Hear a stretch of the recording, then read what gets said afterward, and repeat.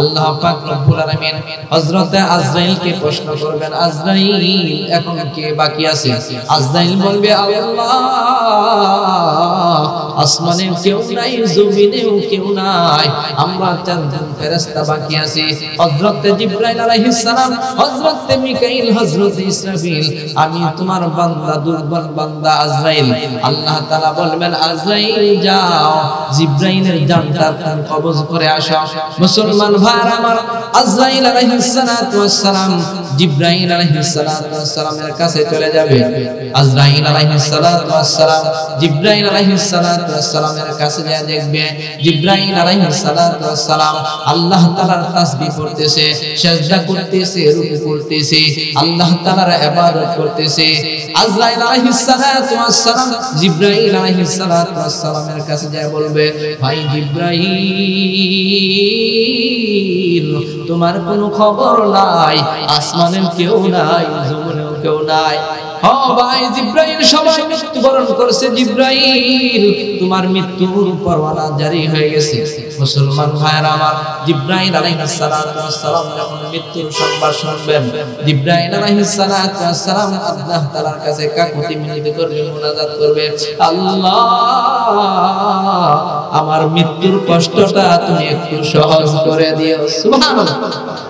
মুসলমান ভাইরা আমার, যেই ফেরেশতার কোনো গুনাহ নাই, সব সময় আল্লাহ তাআলার হুকুম পালন করে, ওই ফেরেশতা আল্লাহ তাআলার কাছে পানা চাইবে, আল্লাহ তাআলার কাছে দোয়া চাইবে, আল্লাহ আমার মৃত্যুর যন্ত্রণা তুমি একটু সহজ করে দিও।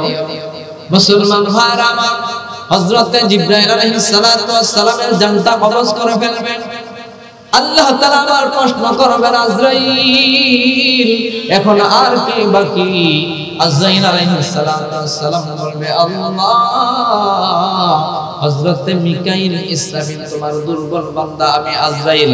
আল্লাহ তাআলা বলবেন, যাও যাও মিকাইলের জানটা তুমি কবজ করে ফেলো।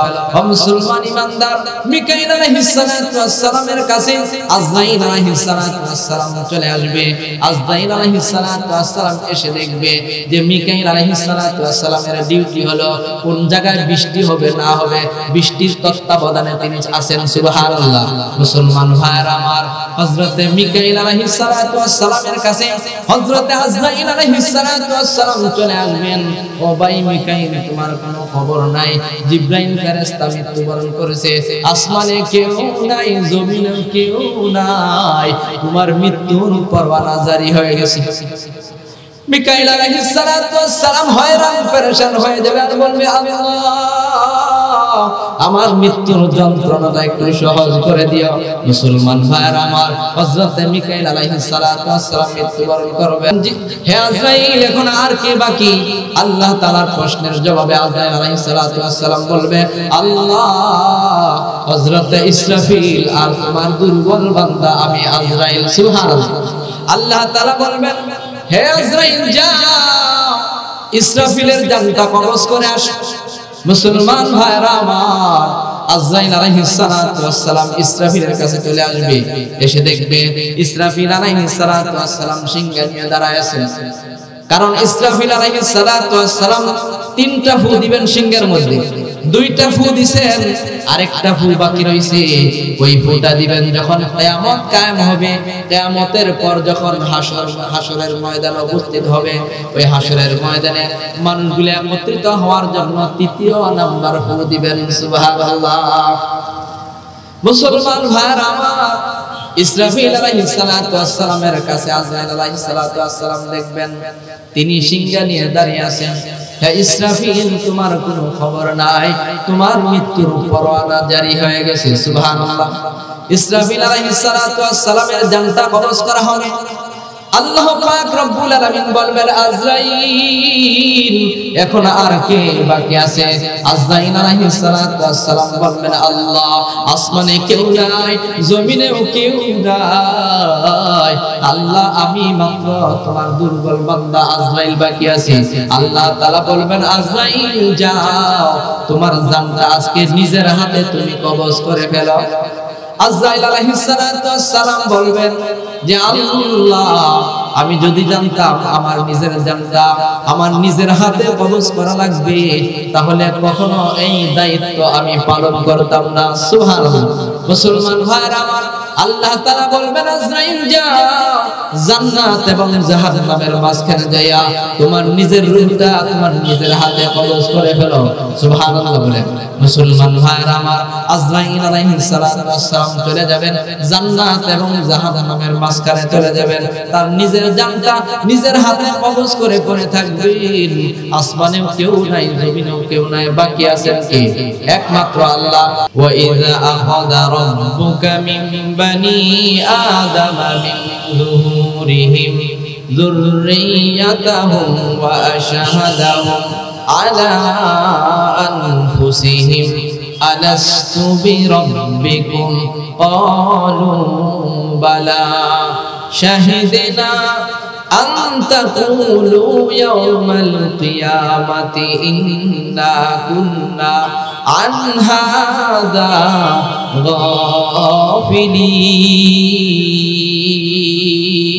গাফিলিন। আল্লাহ তাআলা বলেন, হে পয়গম্বর, স্মরণ করুন ওই সময়কে যেদিন আল্লাহ পাক রব্বুল আলামিন হযরত আদম পয়গম্বরকে সৃষ্টি করলেন। আদম পয়গম্বরকে সৃষ্টি করার পর আল্লাহ পাক রব্বুল আলামিন তার নিজের কুদরতি হাত আদম পয়গম্বরের পিঠের মধ্যে স্পর্শ করলেন। সুবহানাল্লাহ। আদম পয়গম্বরের পিঠের মধ্যে যখন আল্লাহ পাক রব্বুল আলামিন স্পর্শ করলেন, দুনিয়ার শুরু থেকে শেষ পর্যন্ত যত মানুষ আসবে এবং আসে, সমস্ত মানুষের রূহগুলি আল্লাহ পাক রব্বুল আলামিনের সামনে উপস্থিত হয়ে গেছে।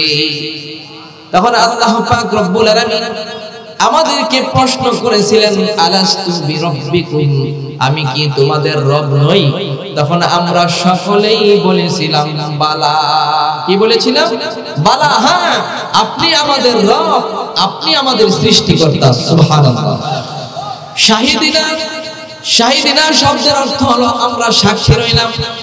মুফাসসিরিনে কেরাম বলেন, আদম সন্তান যখন আল্লাহ তাআলাকে রব বলে স্বীকৃতি দিলেন, তখন সমস্ত ফেরেশতারা তখন বলেছিল শাহিদিনা, আদম সন্তান যে আপনাকে রব বলে স্বীকৃতি দিয়েছে, আল্লাহ আমরা এই কথার সাক্ষী রইলাম। সুবহানাল্লাহ। আল্লাহ তাআলা বলেন, রূহের জগতে আমার বান্দাদের কাছ থেকে আমি কেন স্বীকৃতি নিলাম?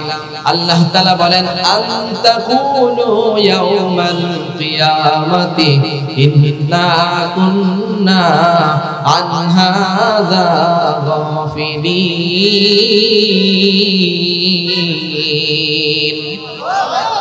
আল্লাহ তাআলা বলেন, পৃথিবীর জমিনে মানুষ আসার পর দুইটা দলে বিভক্ত হবে। একটা দল আমার ইবাদত করবে, আরেকটা দল বাইরুল্লাহর ইবাদত করবে, মাখলুকের ইবাদত করবে। কেউ চন্দ্রের পূজা করবে, কেউ সূর্যের পূজা করবে, কেউ মূর্তির পূজা করবে, কেউ আগুনের পূজা করবে, কেউ গাছের পূজা করবে, মাছের পূজা করবে। আমি আল্লাহকে বাদ দেয়া একজন বান্দা আমার নাফরমানি করবে, আমার হুকুম পালন করবে না। তাদেরকে যখন আমি কাল কিয়ামতের ময়দানে প্রশ্ন করব, বান্দা আমাকে বাদ দিয়া কেন তোমরা মূর্তির পূজা করেছো, কেন তোমরা চন্দ্রের পূজা করেছো, কেন তোমরা সূর্যের পূজা করেছো, আজকে জবাব দাও। তারা যেন এই কথা বলতে না পারে, আল্লাহ তোমার সম্পর্কে আমাদের কোনো ধারণাই ছিল না। এই জন্য আল্লাহ তাআলা বলেন, বান্দা রূহের জগতে আমি আল্লাহর পরিচয় তোমাদের সামনে তুলে ধরেছি, যেন তোমরা হাসরের ময়দানে এই কথা বলতে না পারো যে আল্লাহ তোমার সম্পর্কে আমাদের কোনো ধারণাই ছিল না। এই জন্যই আমি আল্লাহ তাআলা রূহের জগতে আমি তোমাদের সামনে আমার পরিচয় তুলে ধরেছি। সুবহানাল্লাহ। আমরা সর্বপ্রথম কোথায় ছিলাম? রূহের জগতে ছিলাম। কোথায় ছিলাম? রূহের জগৎ হলো পাঁচটা। কয়টা জগৎ? এক নাম্বার জগৎ হলো আলমে আরওয়াহ, রূহের জগৎ। দুই নাম্বার জগৎ হলো আলমে আরহাম, মায়ের পেটের ভিতরে যে আমরা ছিলাম, এটা একটা জগৎ। সুবহানাল্লাহ। তৃতীয় নাম্বার জগৎ হলো আলমে দুনিয়া, দুনিয়ার জগৎ। চতুর্থ নাম্বার জগৎ হলো আলমে বরজখ, কবরের জগৎ। পঞ্চম নাম্বার জগৎ হলো আলমে আখিরাত। সুবহানাল্লাহ। আমরা সর্বপ্রথম রূহের জগতে ছিলাম। রূহের জগৎ থেকে আল্লাহ পাক রব্বুল আলামিন আমাদেরকে মায়ের পেটের দুনিয়া, মায়ের পেটের জগতে আমাদেরকে আল্লাহ তাআলা পাঠাইছেন। সুবহানাল্লাহ। রূহের জগৎ থেকে মায়ের পেটের জগতে আমরা আসলাম। কিভাবে আসলাম? আল্লাহ তাআলা বলেন, হাল আতা আলাল ইনসানি হিনুম মিনাদ দাহরি লাম ইয়াকুন শাইআম মাযকুরা। বান্দা, তোমাদের উপর এমন একটা সময় অতিবাহিত হয়েছে যেই সময় তোমরা উল্লেখযোগ্য কোনো বস্তুই ছিল না। দুনিয়ার জমিনে তোমাদের নাম নিশানা কিছুই ছিল না। আমি আল্লাহ তোমাদেরকে সৃষ্টি করেছি। সুবহানাল্লাহ। রূহের জগৎ থেকে মায়ের পেটের জগতে আমরা কিভাবে আসলাম? আল্লাহ তাআলা বলেন, সুম্মা খালাকানান নুতফাতা আলাকাতান ফাখালাকানাল আলাকাতা মুদগাতান ফাখালাকানাল মুদগাতা ইযামান ফাকাসাওনাল ইযামা লাহমা। আল্লাহু আকবার। আল্লাহ তাআলা বলেন, বান্দা, এক ফোঁটা নাপাক পানি থেকে তোমাকে সৃষ্টি করেছি। এক ফোঁটা নাপাক পানি যখন তোমার মায়ের গর্ভের ভিতরে গেছে, আল্লাহ তাআলা বলেন, বান্দা, একদিন নয়, 2 দিন নয়, 40 দিনে ফেরেশতার মাধ্যমে ওই এক ফোঁটা নাপাক পানিকে আমি আল্লাহ পাক রব্বুল আলামিন ফেরেশতার মাধ্যমে জমাট রক্ত বানায়া দেই। হে বান্দা, ওই জমাট রক্তটাকে একদিন নয়, 2 দিন নয়, 40 দিনে ফেরেশতার মাধ্যমে একটা গোশতের টুকরা বানাই তোমার মায়ের পেটের ভিতরে। শুধু তাই নয় বান্দা, ওই এক ফোঁটা এক টুকরা গোশতের টুকরাকে আমি আল্লাহ পাক রব্বুল আলামিন আবার ফেরেশতার মাধ্যমে 40 দিন একটা হাড্ডির টুকরা বানাই। সুবহানাল্লাহ। হে বান্দা, ওই হাড্ডির উপরে আবার আমি আল্লাহ পাক রব্বুল আলামিন গোশত দ্বারা আবৃত করে দেই। তুমি আস্তে আস্তে তোমার মায়ের পেটের ভিতরে বড় হইতে লাগো। হে বান্দা, তোমার বয়স যখন 120 দিন হয় তোমার মায়ের পেটের ভিতরে, আমি আল্লাহ ফেরেশতার মাধ্যমে ওই যে রূহের জগতে তোমরা ছিলা, ওই রূহের জগৎ থেকে একটা রূহ এনে তোমার মায়ের পেটের ভিতরে তোমার দেহের মধ্যে ঢুকিয়ে দেই। সুবহানাল্লাহ। তখন দেখবেন বান্দার শরীরে যখন রূহ দেওয়া হয়, মায়ের পেটের ভিতরে বান্দা নড়াচড়া করে, ঠিক কিনা? আগে কিন্তু নড়াচড়া করে না। ওই রূহের জগৎ থেকে যখন রূহ এনে মায়ের পেটের ভিতরে ঢুকায়া দেওয়া হয়, তখন শিশু বাচ্চা মায়ের পেটের ভিতরে নড়াচড়া করে, ঠিক কিনা? মা পেটের ভিতরে সন্তান যখন নড়াচড়া করে, মা খুশি, বাবা খুশি, আমার সন্তান নড়াচড়া করে, আমার বান্দা ঠিক আছে, ঠিক কিনা? মুসলমান ভাইরা আমার, মায়ের পেটের জগতে যখন 10 মাস 10 দিন হয়, আল্লাহ পাক রব্বুল আলামিন আবার দুনিয়ার জমিনে পাঠান। আল্লাহ তাআলা বলেন, সুম্মা নুখরিজুকুম তিফলা। হে বান্দা, শিশু বাচ্চা আকারে তোমাদেরকে আবার আমি দুনিয়ার জমিনে আনি। আরে বান্দা, দুনিয়ার জমিনে আসার পর তুমি বড় দুর্বল। আল্লাহু আখরাজাকুম মিন বুতুনি উম্মাহাতিকুম লা তা'লামুনা শাইআ وجعل لكم السمع والأبصار والأفئدة لعلكم تشكرون। হে বান্দা, তোমার মায়ের পেটের ভিতর থেকে যখন দুনিয়ার জমিনে আসলা, লা তা'লামুনা শাইআ, বান্দা তুমি কিছুই বুঝতা না, কিছুই জানতা না। তোমার কোনো ভাষা ছিল না, তোমার একমাত্র ভাষা ছিল শুধু কান্না আর কান্না। তোমার মায়ের অন্তরে, তোমার বাবার অন্তরে তোমার জন্য মায়া আমি ফিট করে দিয়েছি। বান্দা, তুমি যখন কান্না করতা, তোমার মা তোমার জন্য বেহুশ হয়ে যেত, ঠিক কিনা? হে বান্দা, তুমি যখন কান্না করতা, তোমার বাবা তোমার জন্য বেহুশ হয়ে যেত। ওরে বান্দা, তোমার মায়ের অন্তরে, তোমার বাবার অন্তরে আমি আল্লাহ তোমার প্রতি মায়া ফিট করে দিয়েছি। সুবহানাল্লাহ। হে বান্দা তুমি বড়ই দুর্বল, তুমি বসতেও পারো না, আমি আল্লাহ তাআলা তোমাকে বসা শিখাইলাম, দাঁড়ানো শিখাইলাম, হাঁটা শিখাইলাম। আস্তে আস্তে আস্তে আস্তে আমি তোমাদেরকে বড় করতে লাগলাম। আস্তে আস্তে আস্তে আস্তে তোমাকে আমি যুবক বানাইলাম, যৌবন শক্তি দান করলাম। সুবহানাল্লাহ। হে বান্দা পরিপূর্ণ শক্তি তোমাকে দান করলাম। হে বান্দা কি জন্য দান করলাম? পরিপূর্ণ শক্তি আমি তোমাকে দান করলাম আমার গোলামি করার জন্য, অন্য কারো গোলামি করার জন্য নয়। হে বান্দা আমার নাফরমানি করার জন্য নয়, মা বাবার সাথে বেয়াদবি করার জন্য নয়, মা বাবার নাফরমানি করার জন্য নয়, ওস্তাদের সাথে নাফরমানি করার জন্য নয়, মুরব্বিদের সাথে বেয়াদবি করার জন্য নয়। আমি একমাত্র তোমাকে শক্তি দিয়েছি আমার ইবাদত করার জন্য। সুবহানাল্লাহ। হে বান্দা তোমাকে পরিপূর্ণ শক্তি দান করার পর আবার আস্তে আস্তে আস্তে আস্তে তোমার শরীর থেকে আমি আল্লাহ শক্তি ছিনাই নেই, ঠিক কিনা? এই জন্য পয়গম্বর বলেন ইগতানিম খামসান ক্বাবলা খামসিন শাবাবাকা ক্বাবলা হারামিক।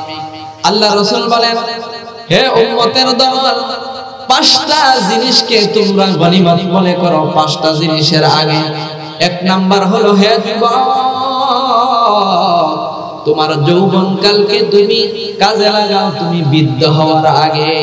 কি বলেন? যৌবনকাল যখন শেষ হয়ে যায়, যখন মানুষ বৃদ্ধ হয়ে যায়, শত আফসোস করলো এই যৌবনকাল আর কখনো পাওয়া যাবে না। এই জন্য আল্লাহ রাসূল বলেন যে যৌবন বয়সের অনেক দাম। কোন যুবক যদি যৌবন বয়স পাইয়া আল্লাহ তাআলার ইবাদত বন্দেগীতে কাটায়, যখন সে বৃদ্ধ হয়ে যায়, জয়েন্টে জয়েন্টে ব্যথা, ঠিক কিনা? হাতে ব্যথা, পায়ে ব্যথা, কোমরে ব্যথা, ঠিক মতন রুকু করতে পারে না, সিজদা দিতে পারে না। আল্লাহর পয়গম্বর বলেন ওই গোলাম যে যুবক বয়সে সুন্দরভাবে নামাজ পড়েছে, বৃদ্ধ হওয়ার পর সুন্দরভাবে সে যদি নামাজ নাও পড়তে পারে, আল্লাহ পাক রব্বুল আলামিন ওই যুবকের আমলনামায় বৃদ্ধ হওয়ার পরও যৌবন বয়সের ইবাদতের সওয়াব দিয়ে দিবেন। ওয়া শাবাবাকা ক্বাবলা হারমিক ওয়া সিহহাতাকা ক্বাবলা সুকমিক। আল্লাহ রাসূল বলেন তুমি তোমার সুস্থতাকে কাজে লাগাও অসুস্থ হওয়ার আগে। কি বলেন? কোন সময় যদি মানুষ অসুস্থ হয়ে যায় বলা যায় না। অসুস্থ হওয়ার পর আফসোস করে হায় হায় আমি তো এখন ইবাদত বন্দেগী করতে পারি না, ওই সময় আফসোস করলে কোনো কাজে আসবে না। এই জন্য রাসূল বলেন তোমার সুস্থতাকে কাজে লাগাও অসুস্থ হওয়ার আগে। ওয়া গিনাকা ক্বাবলা ফাকরিক, তোমার ধন সম্পদকে কাজে লাগাও ফকির হওয়ার আগে। এমন বিপদ তোমার আসতে পারে, এখন টাকা আছে আমার হাতে টাকা নাও থাকতে পারে। এই জন্য আল্লাহ রাসূল বলেন তোমার হাতে এখন টাকা আছে, ওই টাকাকে তুমি কাজে লাগাও। সুবহানাল্লাহ। ওয়া ফারাগাকা ক্বাবলা শুগলিক, তুমি অবসর সময়কে কাজে লাগাও ব্যস্ত হওয়ার আগে।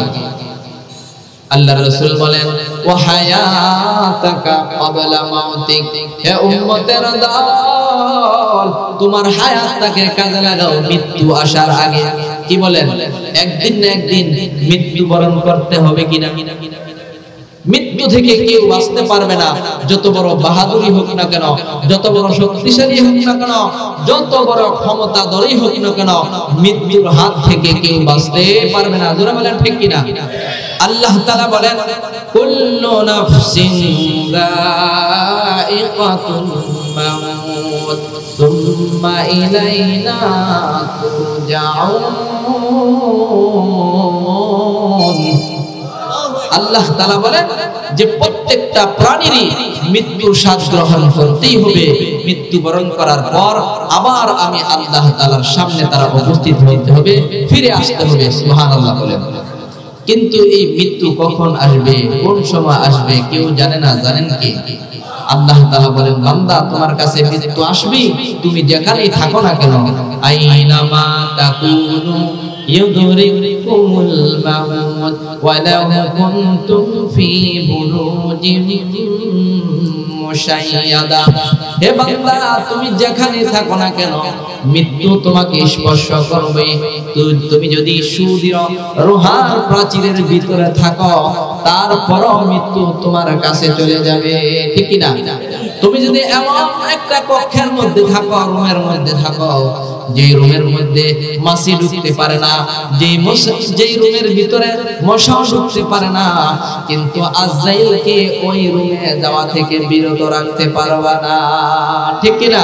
তুমি যেখানেই থাকো না কেন মৃত্যু তোমার কাছে যাবেই যাবে। এই জন্য আল্লাহ তাআলা বলেন, বান্দা আমি তোমাদেরকে অল্প হায়াতের জিন্দেগি দান করেছি, অল্প হায়াতের জিন্দেগি দান করেছে আমার ইবাদত করার জন্য, আমার গোলামি করার জন্য। পয়গম্বর বলেন, আদ-দুনিয়া মাজরাতুল আখিরাহ, যে দুনিয়াটা হলো আখিরাতের খেতি স্বরূপ।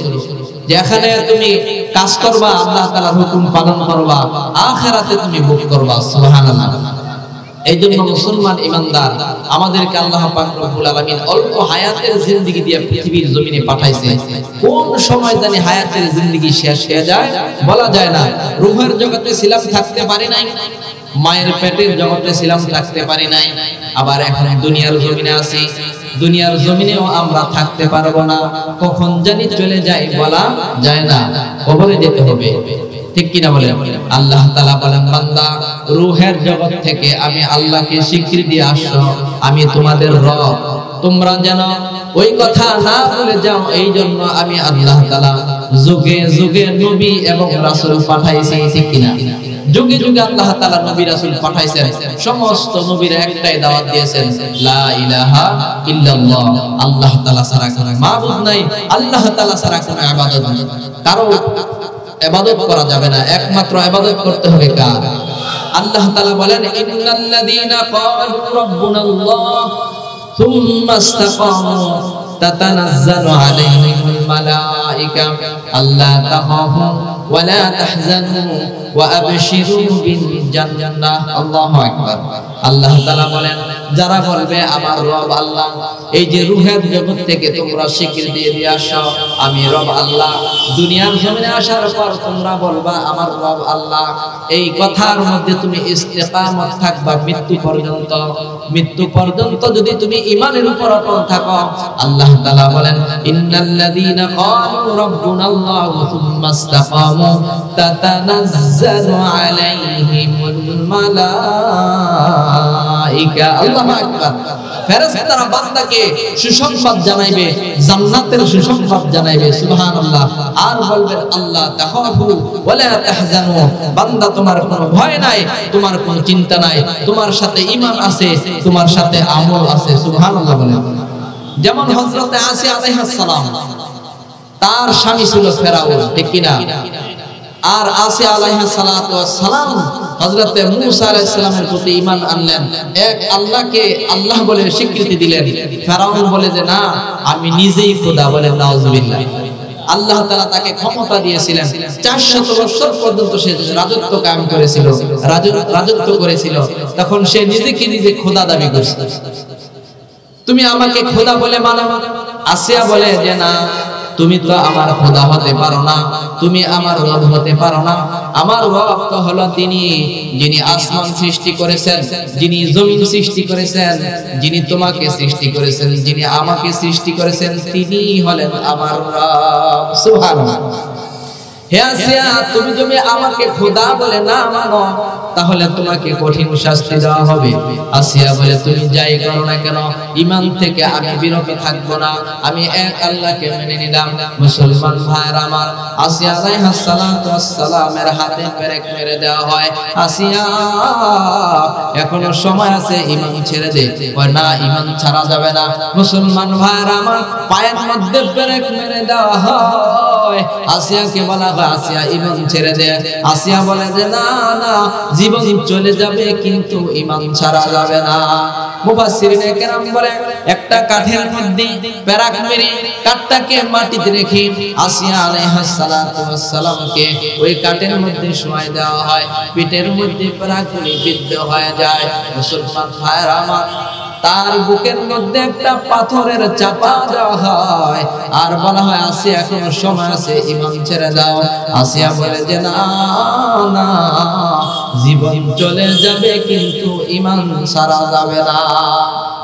আসিয়া আলাইহিস সালাতু ওয়াস সালাম ওই সময় আমার আল্লাহ পাক রব্বুল আলামিনকে যেই কথাটা বলেছিলেন, এই কথাটাকে আল্লাহ পাক রব্বুল আলামিন কোরআনের আয়াত বানাইয়া জিবরাইল আলাইহিস সালাতু ওয়াস সালামের মাধ্যমে আমার আপনার পয়গম্বরের কাছে পাঠিয়ে দিয়েছেন। সুবহানাল্লাহ।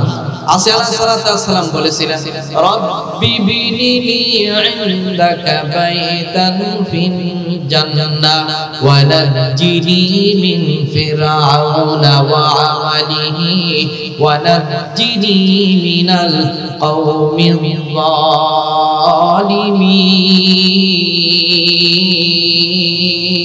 যালিমিন। আসিয়া আলাইহিস সালাতু ওয়াস সালাম বলেছিলেন আল্লাহ তোমার কাছে জান্নাতে আমার জন্য একটা ঘর বানিয়ে দেয়। সুবহানাল্লাহ। এই কথাটা আল্লাহ তাআলা এমন ভাবে কবুল করেছেন, আল্লাহ পাক রব্বুল আলামিন ফেরেশতাকে হুকুম করলেন, ফেরেশতা যাও, আমার আসিয়া আমার জন্য জীবন দিতেছে, ঈমানের জন্য জীবন দিতেছে, যাও যাও আমার কাছে সে জান্নাত চাইছে, যাও যাও আমি যাকে তাকে যেই জান্নাতটা দান করব মৃত্যু হওয়ার আগে তার সামনে জান্নাতটা তুলে ধরো। সুবহানাল্লাহ। ফেরেশতা এসে তার সামনে জান্নাত ধরে রাখলেন, সে হাসতে লাগলেন। সুবহানাল্লাহ। হাসতে হাসতে দুনিয়ার জমিন থেকে বিদায় হয়ে গেছে। সুবহানাল্লাহ। যারা ঈমানদার, ঈমানের উপর অটল থাকবে, আল্লাহ তাআলা বলেন ফেরেশতা তাদের সামনে চলে আসবে আর বলবে আল্লাহ তাখাফু ওয়ালা তাহজানু, বান্দা তোমার কোনো ভয় নাই, তোমার কোনো চিন্তা নাই, তুমি জান্নাতের সুসংবাদ শোনো। জোরে বলেন না সুবহানাল্লাহ। ওই মুমিন বান্দা যখন কবরে চলে যাবে, কবরে যাওয়ার পর মুমিন বান্দাকে প্রশ্ন করা হবে মার রব্বুকা, তোমার রব কে? ঠিক কি না? ওয়া মা দীনুকা, তোমার ধর্ম কি? ওয়া মান হাযার রাজুল আল্লাযী বুইসা ফীকুম, তোমার রব কে, তোমার ধর্ম কি? এবং পয়গম্বরকে দেখায়া বলা হবে উনি কে যাকে তোমাদের কাছে পাঠানো হয়েছিল। আমরা তো পয়গম্বরকে দেখি নাই, যারা ঈমানদার তারা দেখে বলবে উনি হলেন আমাদের পয়গম্বর। সুবহানাল্লাহ। মুসলমান ভাইরা আমার, যখন বান্দা বলবে রব্বি আল্লাহ, আমার রব আল্লাহ, আমার ধর্ম ইসলাম, পয়গম্বর উনি হলেন আমাদের পয়গম্বর, তখন আল্লাহ পাক রব্বুল আলামিন আসমান থেকে ঘোষণা করবেন ফায়ুনাদি মুনাদিন মিনাস সামাই আন সাদাকা আবদি ফাআফরিশুহু মিনাল জান্নাহ ওয়া আলবিসুহু মিনাল জান্নাহ ওয়াফতাহু লাহু বাবান ইলাল জান্নাহ। আল্লাহ তাআলা বলবেন ফেরেশতা আমার বান্দা সত্য বলেছে। আল্লাহু আকবার। ফায়ুনাদি মুনাদিম মিনাস সামাই আন সাদাকা আবদি ওয়া আফরিশুহু মিনাল জান্নাহ ওয়া আলবিসুহু মিনাল জান্নাহ। হে ফেরেশতার দল, আমার বান্দা সত্য বলেছে, যাও যাও আমার বান্দার জন্য জান্নাত থেকে বিছানা নিয়ে যাও, আমার বান্দাকে কবরের মধ্যে জান্নাতি বিছানা বিছায়া দাও। হে ফেরেশতা যাও আমার বান্দার জন্য জান্নাতের পোশাক নিয়ে যাও, জান্নাত থেকে জান্নাতি পোশাক নিয়ে যাও, যাও যাও আমার বান্দাকে জান্নাতি পোশাক পরায়া দাও। শুধু তাই নয়, আল্লাহ তাআলা বলবেন ওয়াফতাহু লাহু বাবান ইলাল জান্নাহ, যাও যাও আমার বান্দার জন্য জান্নাতের 8টা দরজা খুলে দাও। ফেরেশতারা তার জন্য জান্নাতের 8টা দরজা খুলে দিবে। কোরআন থেকে জানা, কবর থেকে জানালা হয়ে যাবে। মুসলমান ভাইয়ার আমার, ওই জান্নাত থেকে সুঘ্রাণ আসতে থাকবে, বাতাস আসতে থাকবে, ওই বান্দা কিয়ামত পর্যন্ত ঘুমাইতে থাকবে। সুবহানাল্লাহ। ইসরাফিল আলাইহিস সালাতু ওয়াস সালাম যখন সিংহের মধ্যে ফু দিবেন, তখন সে শোকে ডলতে ডলতে উঠবে আর বলবে হায় হায় আমার এই কাঁচা ঘুমটা কে ভেঙে দিল। সুবহানাল্লাহ।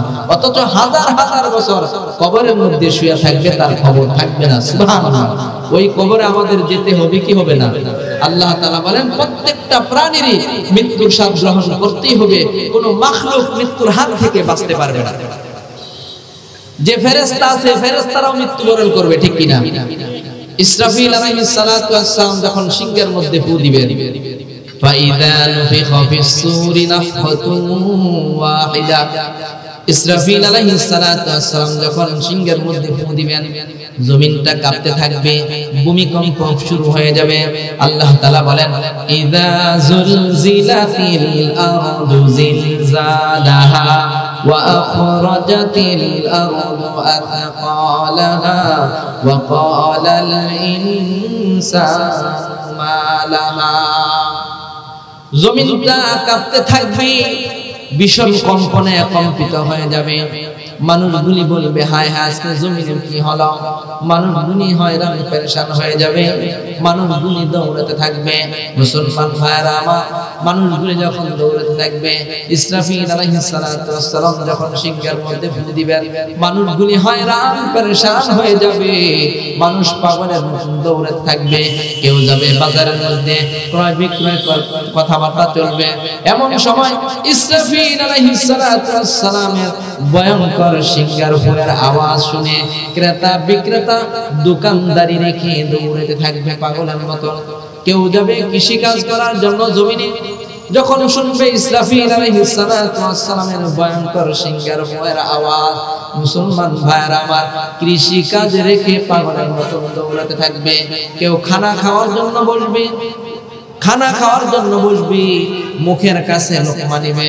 এমন সময় ইসরাফিল আলাইহিস সালাতু ওয়াস সালামের সিংহের উপর আওয়াজ শুনবে, খানা মুখে যাবে না, খানাটা রেখে দৌড়াতে থাকবে পাগলের মতো। মা সন্তানের জন্য কত পাগল, মা সন্তানকে ছুঁড়ে ফেলে দিবে, বাবা সন্তানকে ছুঁড়ে ফেলে দিবে, মানুষ দুনি হয়রান পেরেশান হয়ে যাবে। ইসরাফিল আলাইহিস সালাতু ওয়াস সালামের সিংহের হুয়ার আওয়াজে মানুষগুলো মৃত্যুবরণ করবে। দুনিয়ার সব মৃত্যুবরণ করবে, শত মাখলুক আছে, সমস্ত মাখলুক মৃত্যুবরণ করবে, এমনকি আসমানের ফেরেশতাগুলো মৃত্যুবরণ করবে। সর্বশেষ বাকি থাকবে চারজন ফেরেশতা। কয়জন ফেরেশতা? হযরত জিবরাইল আলাইহিস সালাম, হযরত মিকাইল আলাইহিস সালাম, হযরত ইসরাফিল আলাইহিস সালাতু ওয়াস সালাম, হযরত আজরাইল আলাইহিস সালাতু ওয়াস সালাম। কুল্লু মান আলাইহা ফান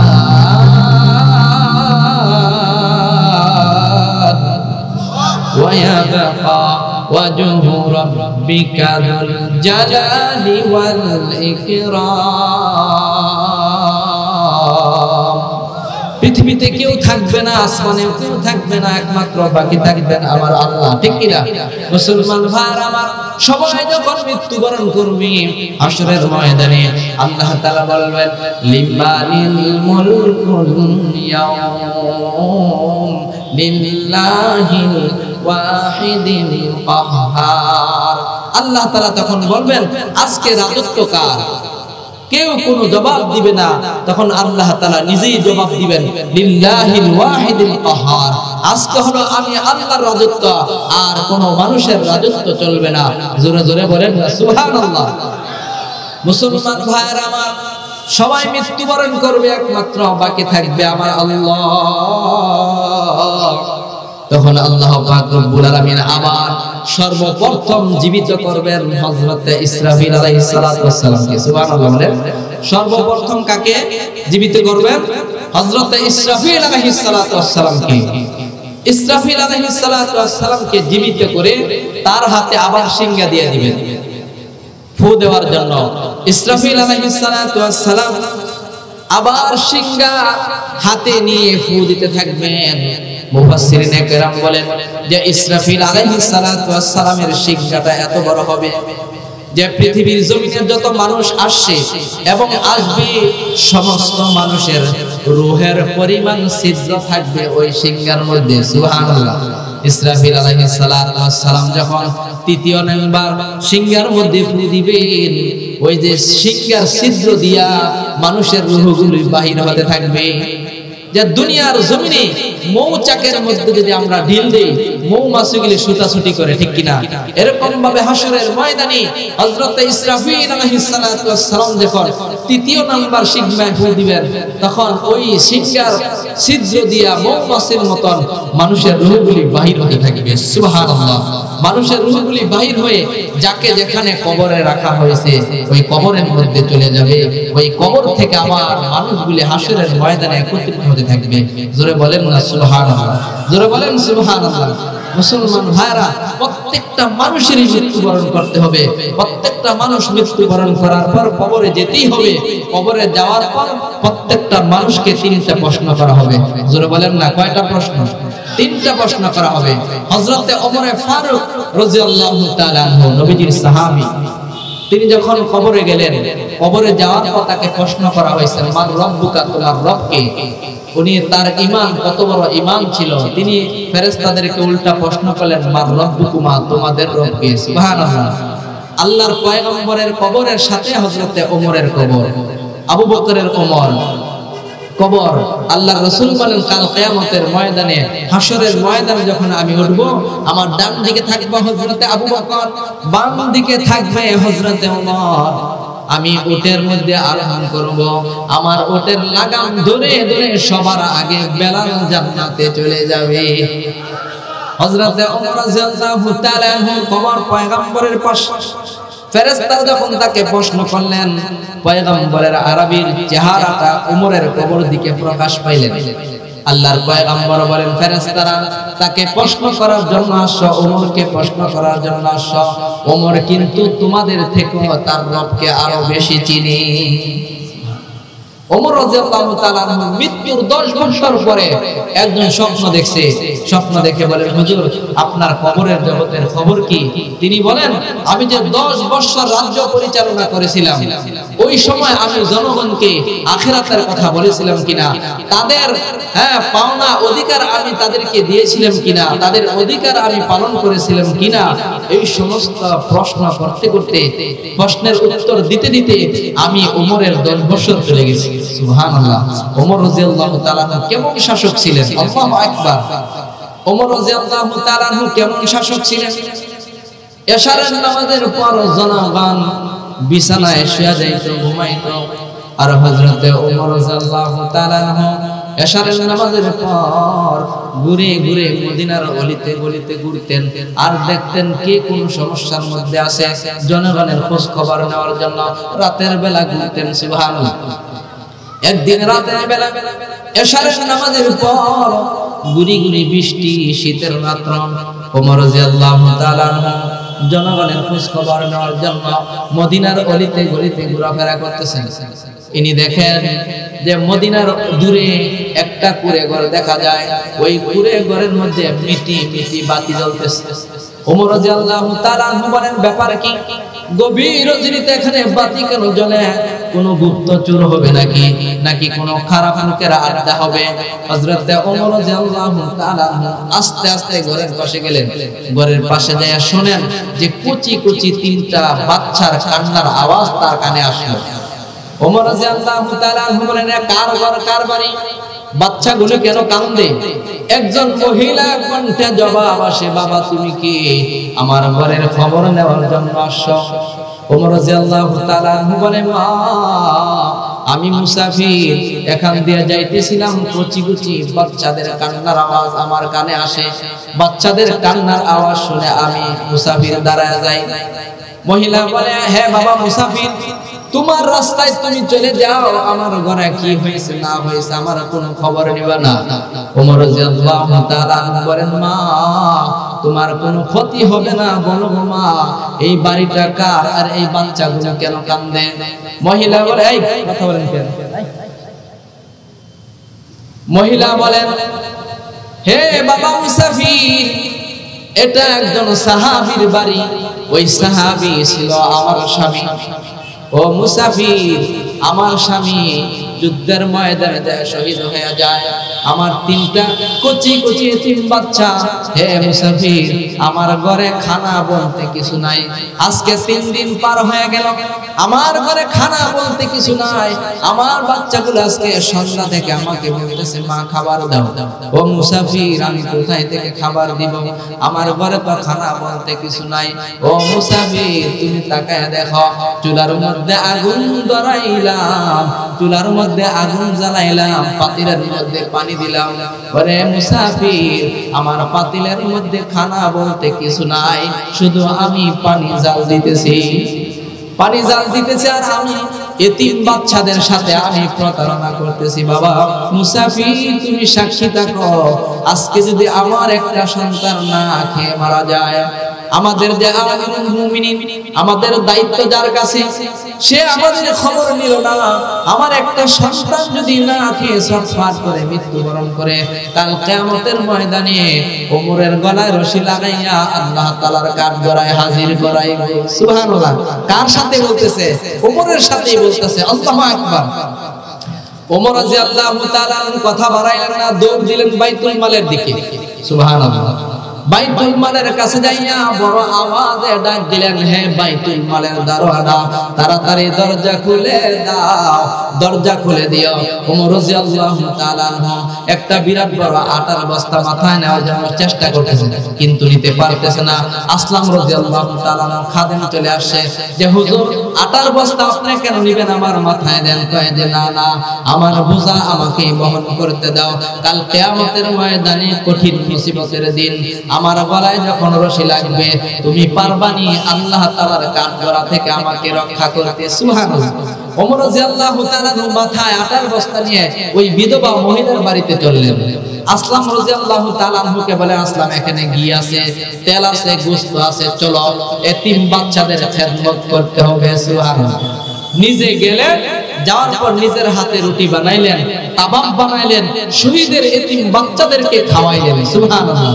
খাওয়া দাওয়ার পর চলে আসলেন।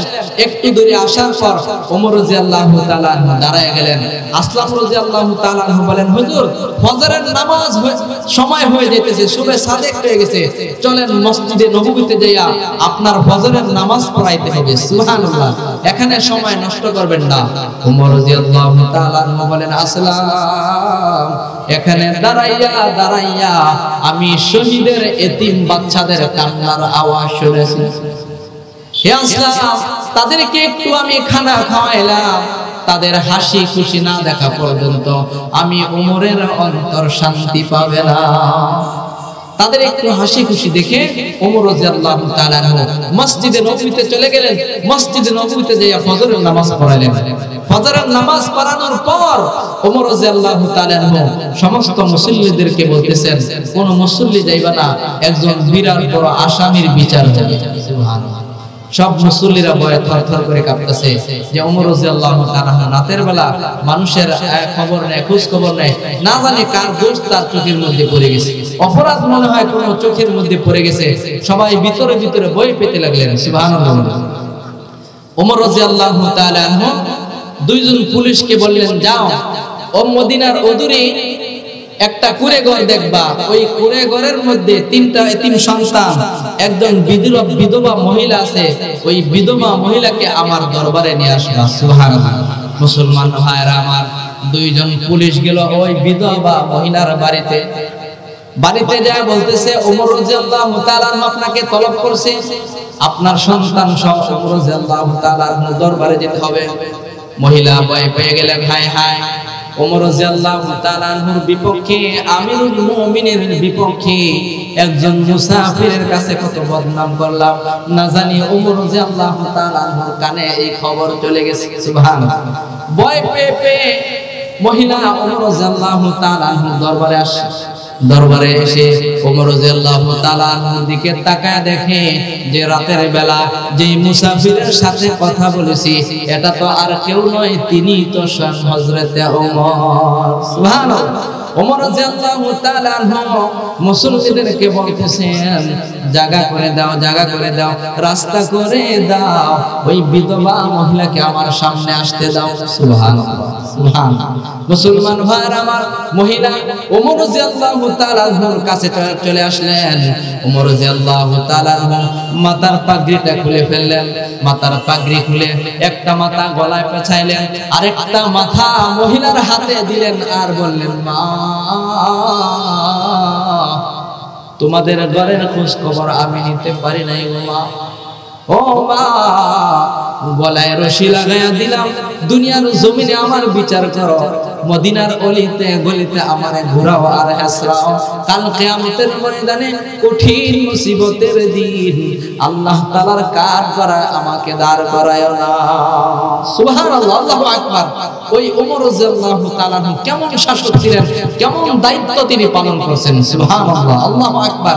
ওই ওমর রাদিয়াল্লাহু তাআলা আনহুর কবরের প্রশ্নের জবাব দিতে যদি 10 বছর চলে যায়, তাহলে চিন্তা করেন আমার আর আপনার কবরের অবস্থা কি হবে। জোরে বলেন না ঠিক কিনা। এই জন্য মুসলমান ইমানদার কবরে যাওয়ার আগে কবরের সামানাত তৈরি করতে হবে। কবর বড় ভয়ানক জায়গা। হযরতে ওসমান গনি রাদিয়াল্লাহু তাআলা যখনই কবরের পাশে দিয়ে যাইতেন, কান্না ভেঙে পড়তেন, তার চোখের পানিতে দাড়ি ভিজে যেত, বুক ভিজে যেত। সুবহানাল্লাহ। সাহাবায়ে কেরাম প্রশ্ন করতেন যে আপনি জান্নাত জাহান্নামের বর্ণনা তো কান্দেন না, কবর দেখলে কেন তো কান্দেন? তিনি বলতেন পয়গম্বরও বলেছেন যে প্রথম মঞ্জিল হলো কবর, আখিরাতের প্রথম মঞ্জিল হলো কবর। আমি যদি কবরে ধরা পড়ে যাই, প্রত্যেকটা মঞ্জিলে ধরা পড়ে যাব। এই জন্য ওসমান গনি রাদিয়াল্লাহু তাআলা কবর দেখলে কাঁদতেন। পয়গম্বর বলেন কবর হলো সাপ বিচ্ছুর ঘর, কবর হলো পোকামাকড়ের ঘর। আল কবরু রাওযাতুম মিন রিয়াজিল জান্নাহ আও হুফরাতুম মিন হুফারিন নার। পয়গম্বর বলেন যে কবর কাহারুর জন্য হবে জান্নাতের বাগান, আর কাহারুর জন্য হবে কবর জাহান্নামের একটা গর্ত। নাউজুবিল্লাহ বলেন। মুসলমান ভাইরা আমার আপনারা আমলনামায় যদি নামাজ থাকে, রোজা থাকে, পয়গম্বরের তরিকাত থাকে, তাহলে আপনার আমার কবরটা হবে জান্নাতের বাগান। ঠিক কি না? যারা বলেন ঠিক কি না? আর যদি আমার আপনার আমলনামায় খালি গুনাহ আর গুনাহ থাকে, তাহলে কবরখানা হবে জাহান্নামের গর্ত। এইজন্য মুসলমান ইমানদার কবরে যাওয়ার আগে কবরের সামানা তৈরি করতে হবে। যারা বলেন ঠিক কি না? আল্লাহ পাক রব্বুল আলামিন আমাদেরকে কবরে যাওয়ার আগে কবরের সামানা তৈরি করার তৌফিক দান করুন, ঈমান নিয়ে মৃত্যুবরণ করার তৌফিক দান করুন। সকলে বলেন আমিন। ওয়া আখিরু দাওয়ানা আলহামদুলিল্লাহি রাব্বিল আলামিন।